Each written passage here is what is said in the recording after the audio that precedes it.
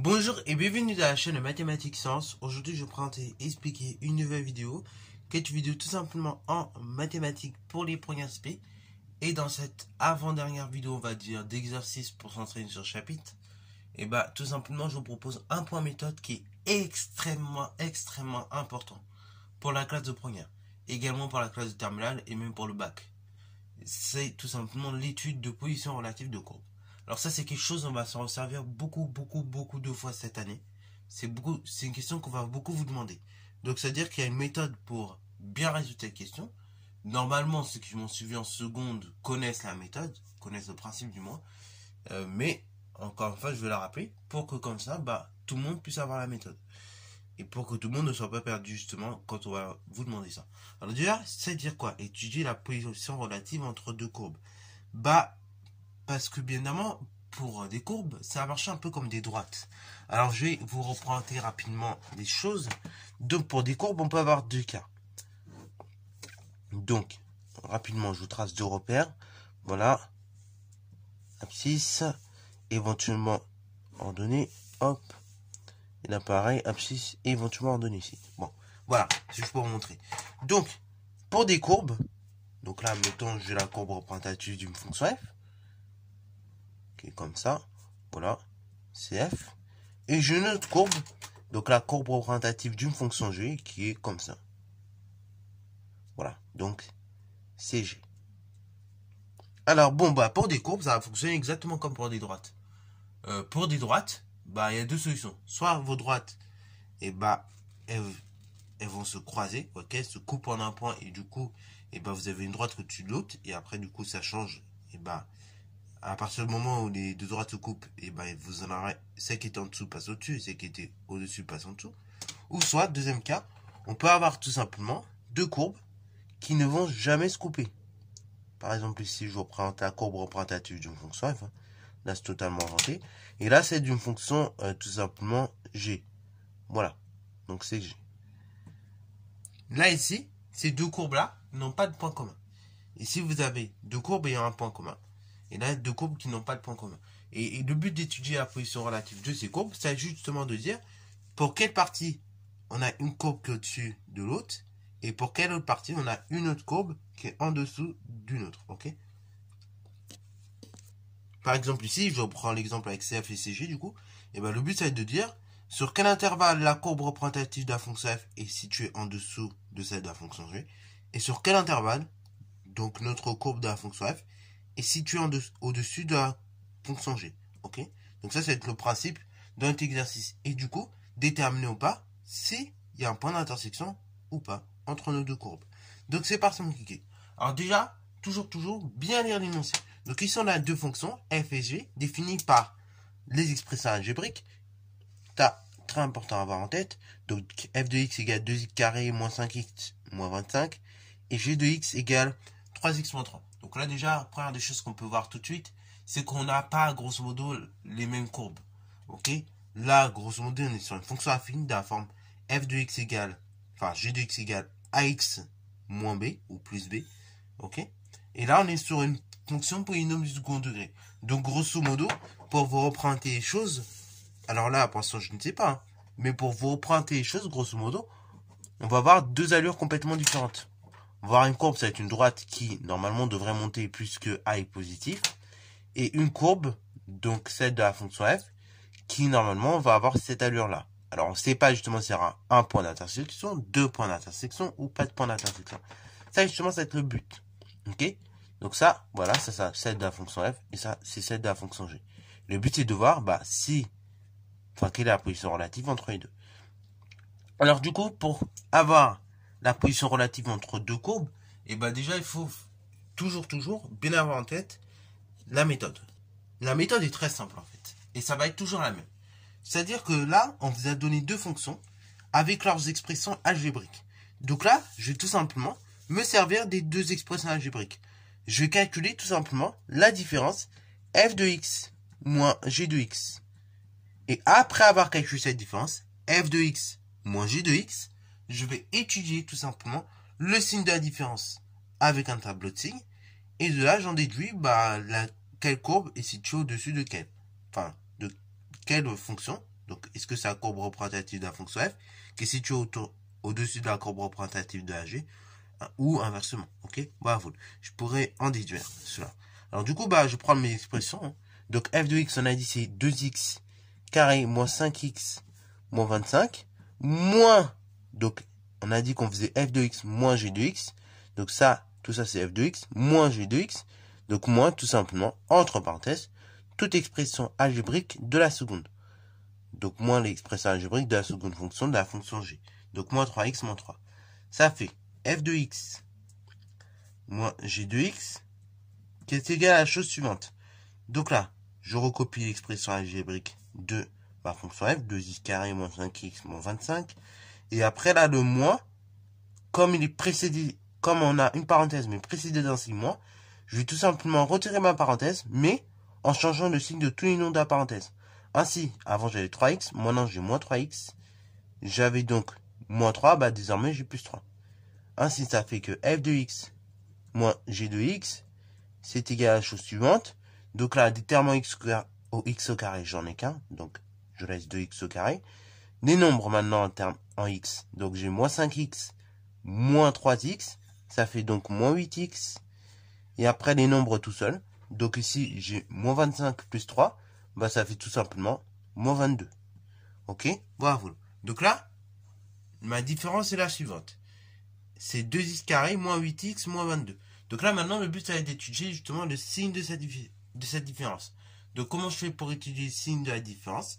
Et en fait, tout simplement, je vais donc chercher les racines de ces trinômes-là. Ok? Les racines de mon trinôme, 2x carré moins 8x plus 22. Donc là, deuxième étape, on cherche les racines de 2x carré moins 8x plus 22. Ce qui revient largement à résoudre l'équation 2x carré moins 8x moins 22 égale 0. C'est la même chose.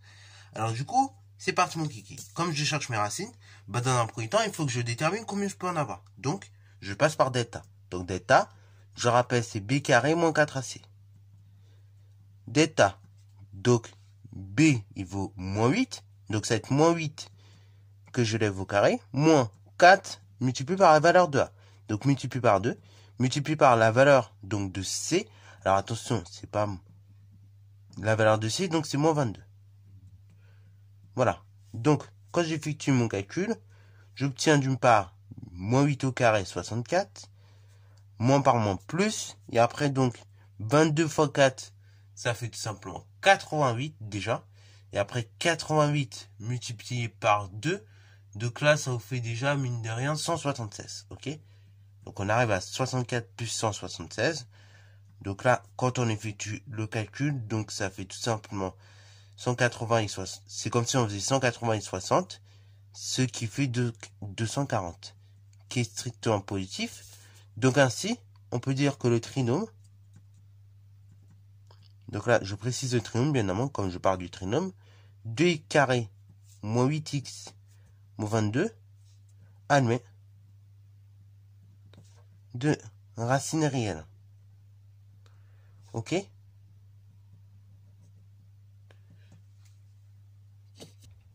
Donc, du coup, c'est parti mon kiki. Première racine x1 qui est égale à moins b moins racine de delta divisé par 2a.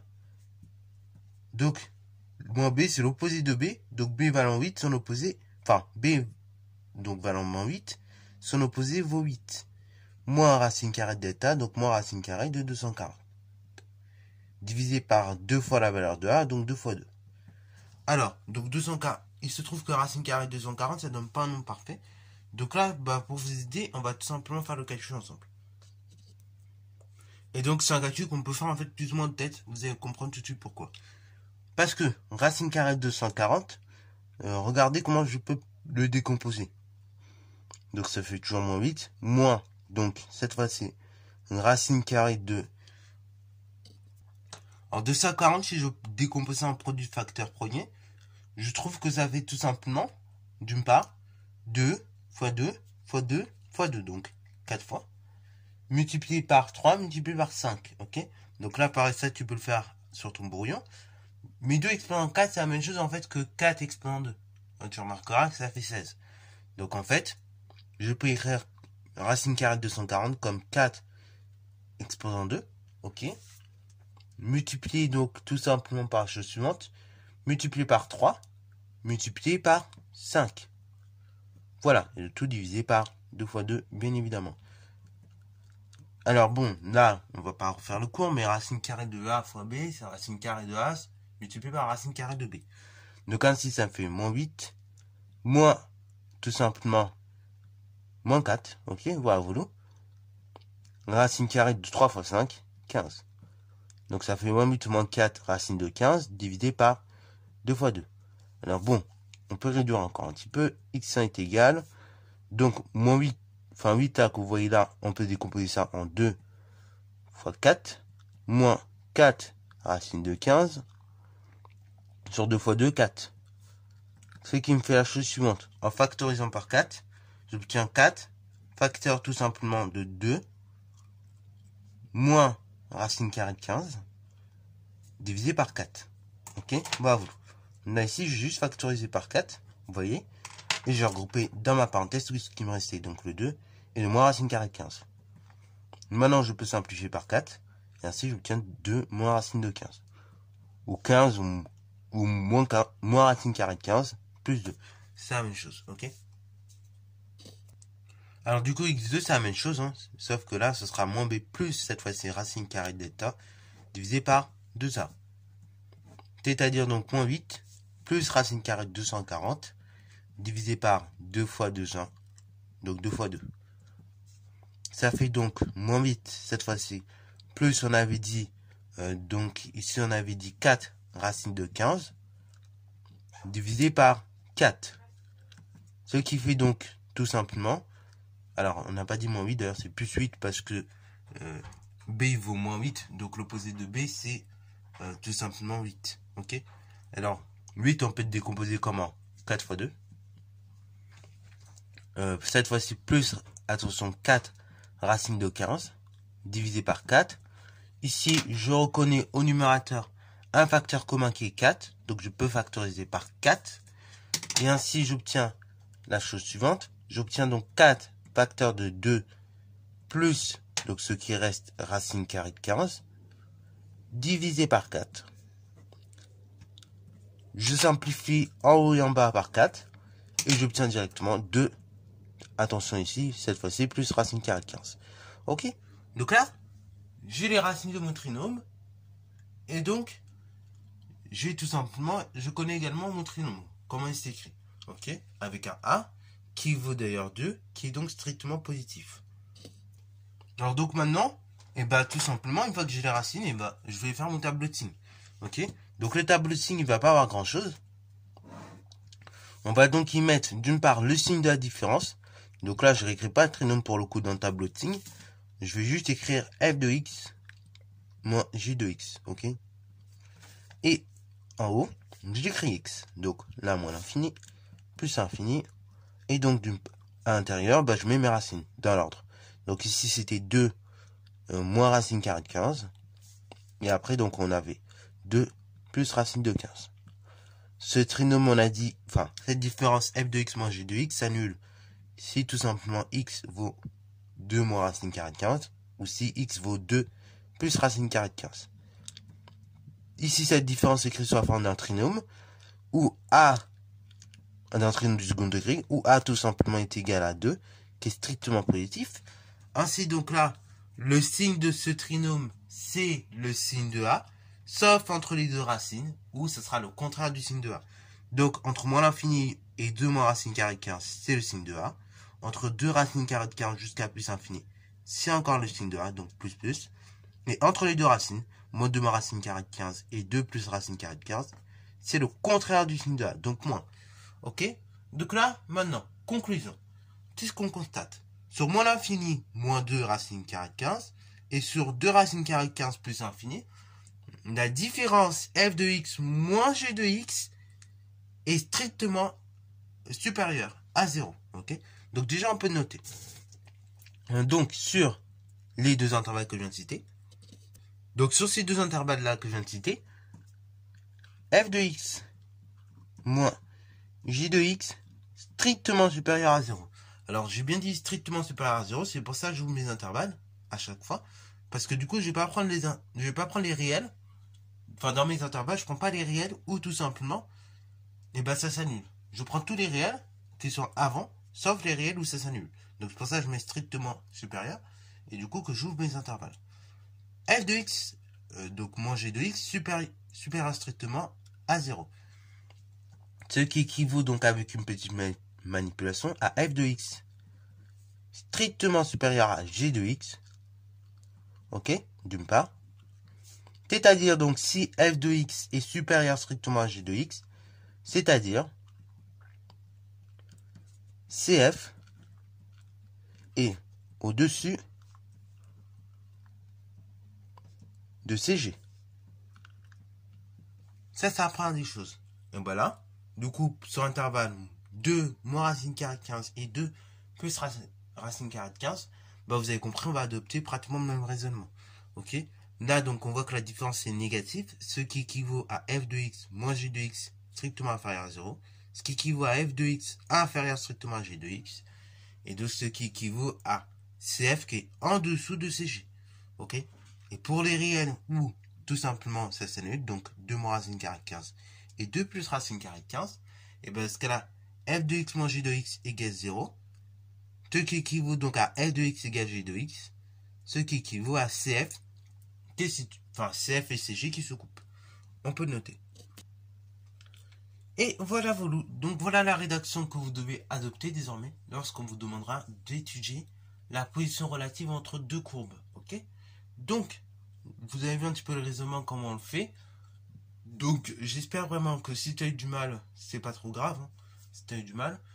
Que si tu as bien réussi, tant mieux. Mais si tu as eu du mal, encore une fois, il faut reprendre l'exercice. Essayer de le refaire parce que c'est une méthode vraiment qu'il faut bien acquérir et bien maîtriser. Parce que c'est quelque chose qu'on va revoir plusieurs fois dans l'année. Notamment quand on va faire tout ce qui est dérivation, variation de courbe là. Dans ce chapitre là, on va beaucoup revoir ça. Et c'est des exercices, encore une fois, qui peuvent tomber aux épreuves de bac. Donc, du coup, eh ben, il faut absolument maîtriser la méthode. Voilà. Sur ce, c'est la fin de cette vidéo. J'espère qu'elle t'a plu. Si c'est le cas, n'hésite pas à la liker, commenter et bonne à toi en mathématiques et en sciences.